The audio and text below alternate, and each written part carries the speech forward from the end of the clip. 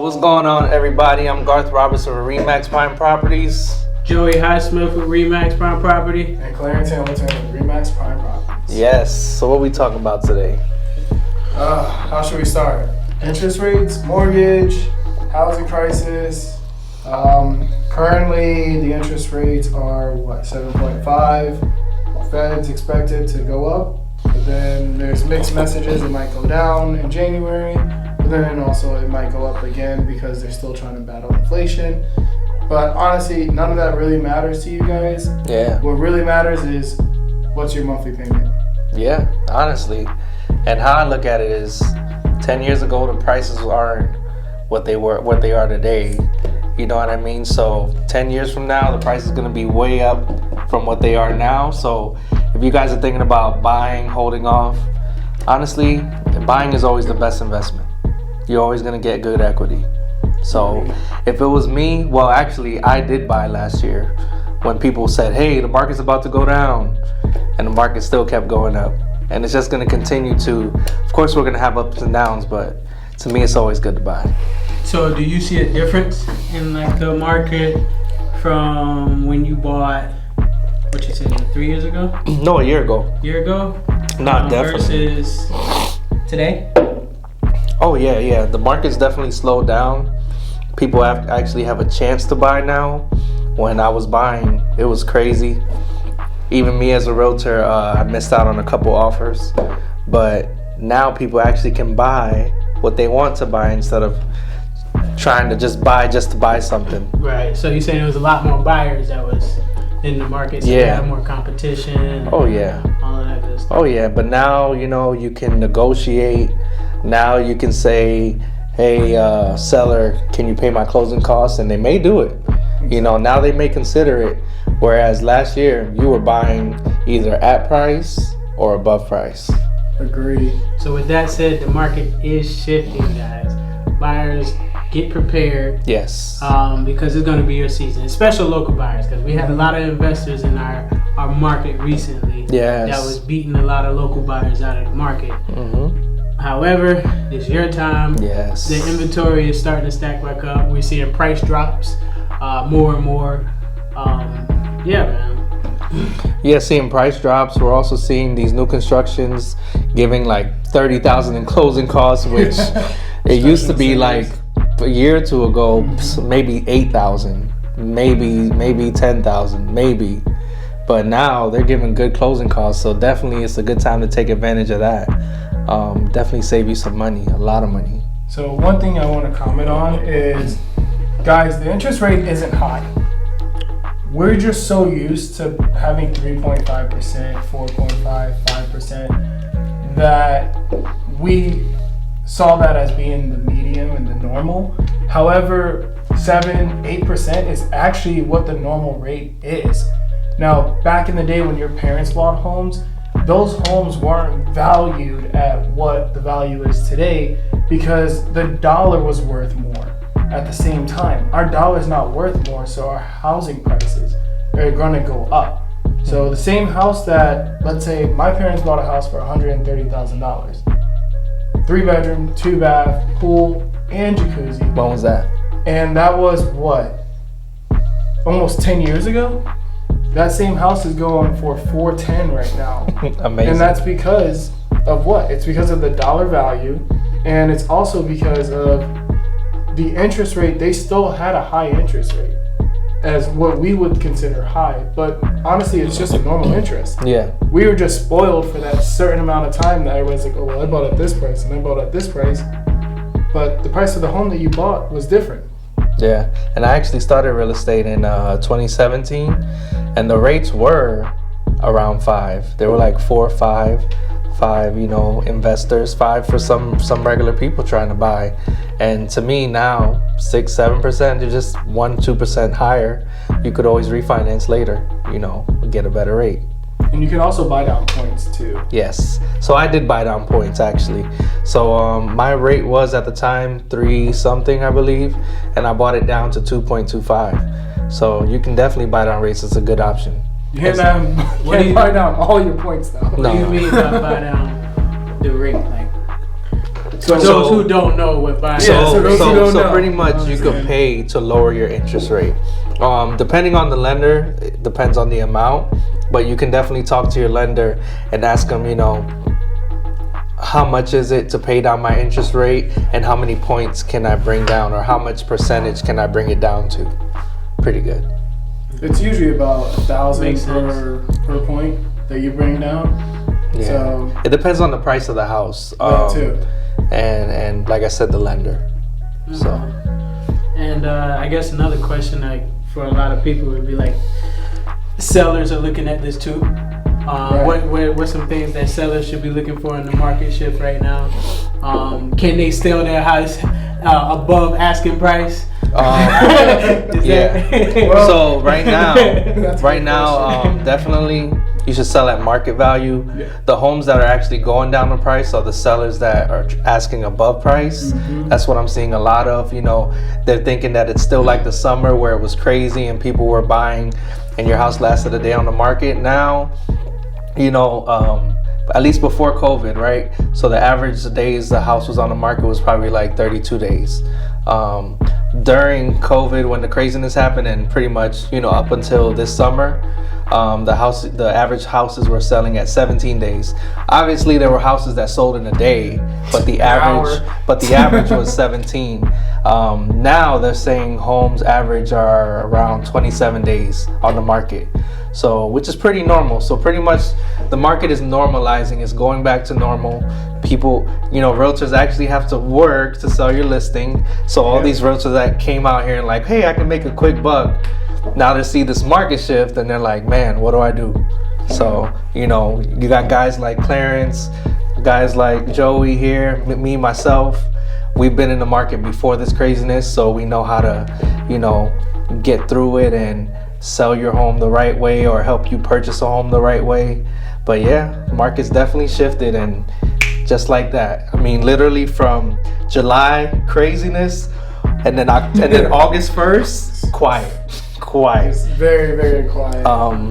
And it was so different too, because I listed a house, and literally in August, and for 2 weeks there were like maybe 1 or 2 showings, whereas literally just the day before you had like 50 showings just to see that one house, and already had an offer probably before they even seen the house. And just to add to his question about what should sellers be looking forward to, honestly, you have to look at the market. The market is going to tell you what the value of your home is, the area, and as well as just be ready to knock the price down a little bit. As far as selling at higher value, we're not really seeing too much of that. And when the market was really hot, there were a lot of investors buying. So we were getting swamped out by investors, people from other places of the country just coming in here with cash ready on hand and just buying the houses and renting them out. But now that the interest rate is so high, you don't see a lot of that happening anymore. And plus, I believe Zillow took a back step because they lost so much money from what they were doing. And honestly, that's what really inflated our market, is what companies like Zillow were doing. Open door. Yeah. Yeah, and you were seeing these companies also come in and trying to purchase your home for above asking price or at asking price. Now these companies, like those companies, they said, you see them offering $100,000 less for your home, trying to buy your home under the market. Yeah, but what was it? 75% off, 80% off the value of the home, and I'm looking at it like, you were the same company that I just sold a home to. Yeah. So, and above, $50,000 above asking price. Yeah. And that mattered. Which goes to say, if these big companies are no longer going over asking and things like that, and they're starting to get a little more realistic with their pricings, our sellers should probably shift and do the same thing too, because you don't want to sit on the market for too long. Yeah. Because you're going to lose money, because you're going to pay more mortgage. It's just going to sit there. Nobody's going to come and buy it. Also, the longer you sit on there, the question that starts buyers. to like buyer ask in their head, is this why is this property Why is this sitting property here? sitting? Like, Why is it on the not market so long? Yeah, I'm assuming they're assuming either it's above asking. Well, the realtor, I'm sure, if they have a buyer's agent, their realtor's going to tell them, hey, this house is way above market. It's not even worth a chance. Yeah. That's what I've seen before. Same. I've also seen, people are saying, well, hey, there must be something wrong with that house. Exactly. I don't know if I want to go to that house. So you definitely need to. The best thing to do, at least I would see, is price it at the market value. Price right. Yeah. Price it right. Price it to sell at market value. We're not asking you as realtors to price it under the value. We want you to get what your home is worth, and we want to help you do that. But you just have to understand that you got to price it right.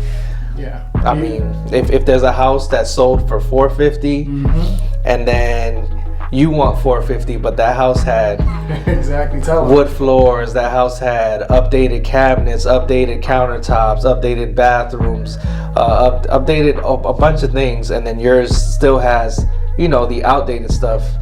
You can't really price your house at what that house was priced at. You have to see that there's a difference and kind of make that change. Exactly. And a pool. If your house has a pool in Central Florida, that pool has value. Oh yeah. If it doesn't, and the house that's sold for higher than your house, the same price, you have to put that in consideration. Yeah, and house have? And it depends the value of your house at that point too, because if your house is priced at, let's say, $300,000, then the pool could add value like $8,000 to $12,000, or if your house is $500,000, it could add $10,000 to $20,000. So just has to know your price range and those differences in prices versus the other home, the comparables. And sellers, always remember, working with either one of us, we're not going to sell your home. Well, I'm going to sell it. I don't know what he's talking about. I don't know where he's going, but I'm going to sell it. I will say this. I will sell the home. I'll just play it. But I'm not going to list it at an unrealistic number, because then I'm hurting you in the long run. We're here to service our clients. Yeah. And to service them honestly.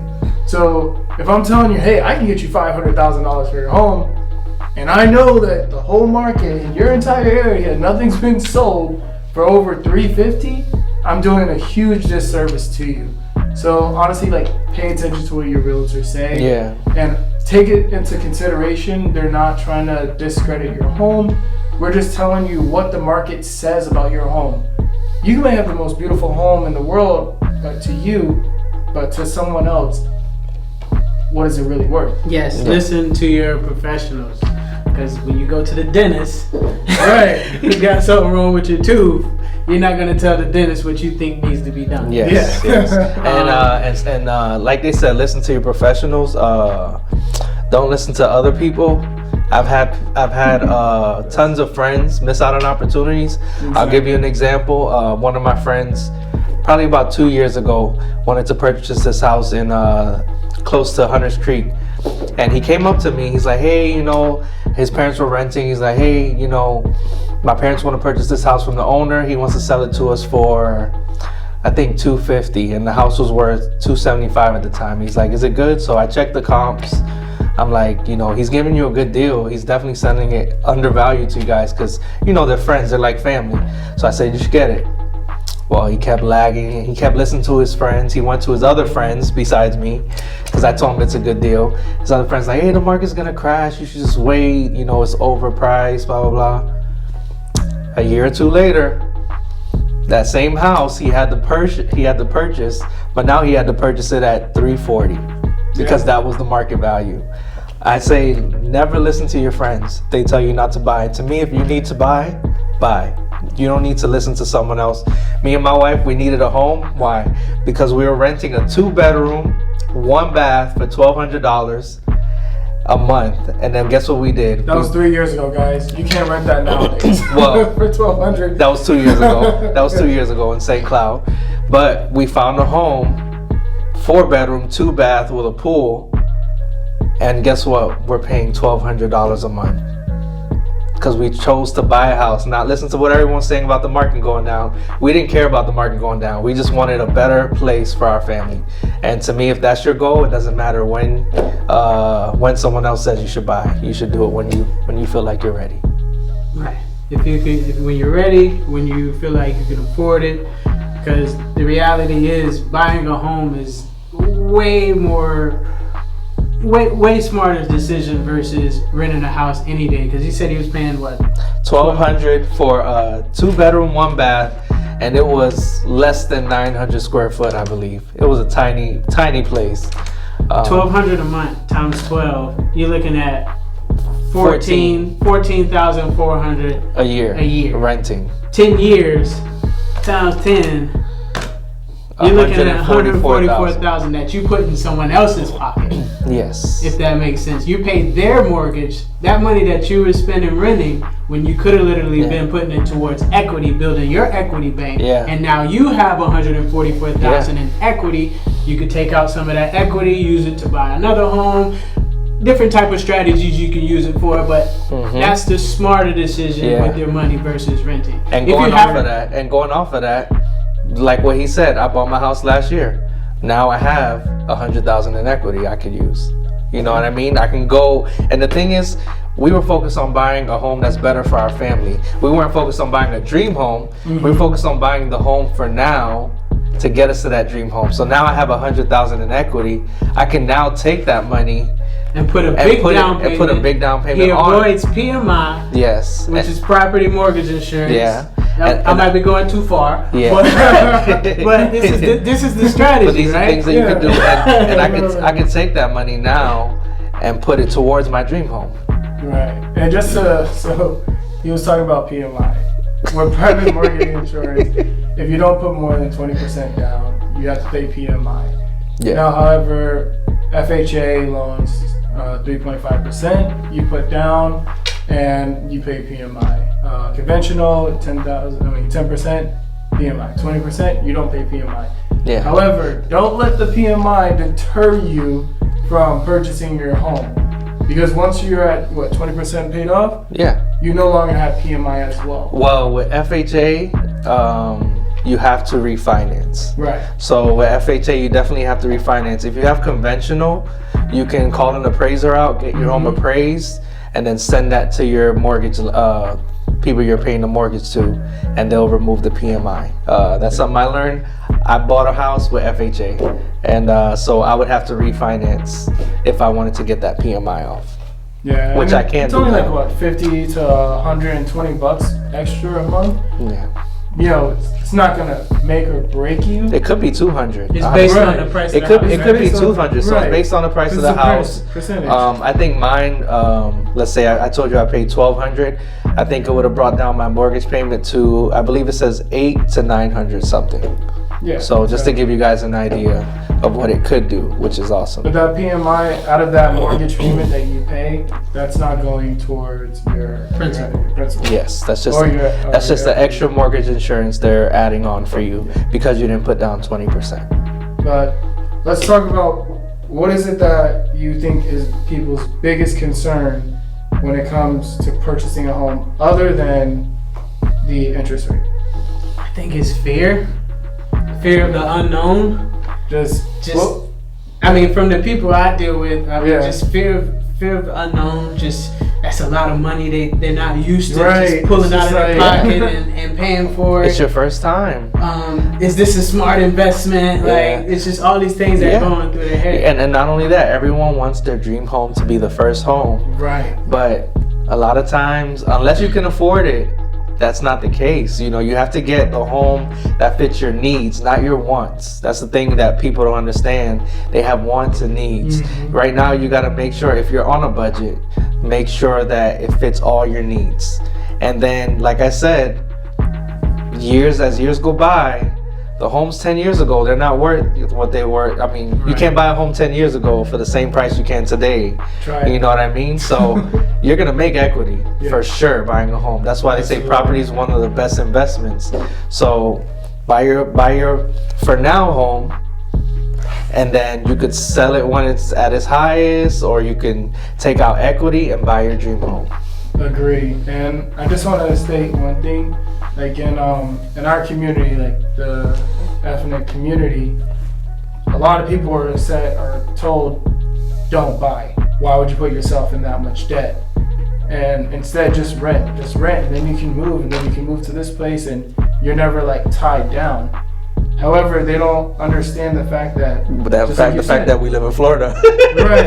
And rent is high. Rent is higher than a mortgage payment right now. And not even that. Now rent is even okay. And it's going up higher. Okay. And rent increases every year. Your mortgage is fixed. Before this you year, have a fixed mortgage. Well, for instance, right? Before this year, rent wasn't this crazy. No. But now, let me give you an example. One of my friends, I helped them buy a house maybe a year or two ago. Their mortgage is like maybe $2,000. They can get $3,000 in rent for their property. Me and my home, I'm paying $1,200 like I told you guys. I can get $2,400 for my home. Easy. Very easy. $2,400. And that's paying towards your equity. Yeah. And like I said, I could take that money, get my dream home, and now my previous home is paying partially for my new home. So that's a whole nother hack that we'll talk about next time. Yeah. But when it comes to rent, just like you were saying earlier, dude, you can do the calculations. How much do you pay rent? Times it by 12. The average person stays in the same rental property 3 to 10 years, depending on how comfortable they are in their situation. Yeah. Because when you're just comfortable and you're just paying out monthly, $2,300. Like right now, I'm buying in January, but I pay $2,300 a month.